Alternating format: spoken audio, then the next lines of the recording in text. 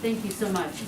And this is a follow-up for you, if I can. It sounds like, and just to put a fine point on this, you have assessed now that Russia was behind the cyber attacks against the Defense Ministry and the banks in Ukraine.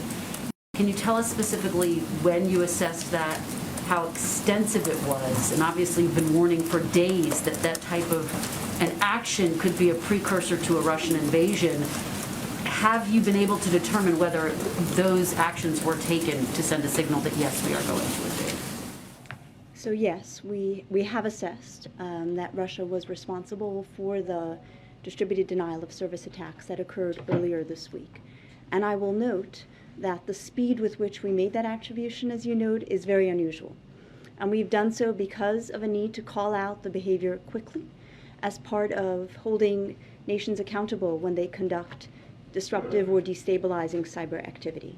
You asked how extensive that activity was.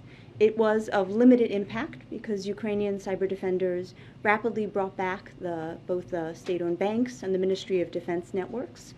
And indeed, we have provided support to those Ukrainian network defenders to ensure that they are prepared for even more potentially extensive behaviors or activities. And then finally, we do believe, as I noted, that Russia does use cyber as part of its projecting force, whether that is influencing, coercing, or destabilizing.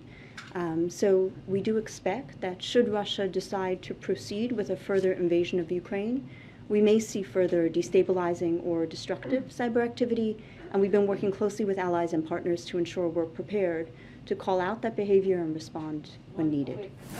Follow, if I can. You've talked about the extensive steps that you have taken and that you have tried to encourage the private sector to take as well to be prepared for a potential cyber attack. Are you confident?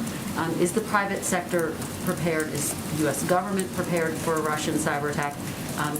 Can Americans feel as though their money is safe and that U.S. entities are safe?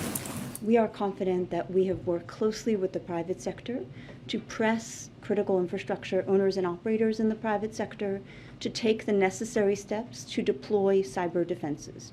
We've shared sensitive information, we've shared, most importantly, the specific steps, and we've exercised the maximum of government authorities to mandate those steps as needed. We know that should anything occur, we'll work closely with the private sector to rapidly respond and recover. Kayla? Thank you so much. I have a question for each of you, but I'll ask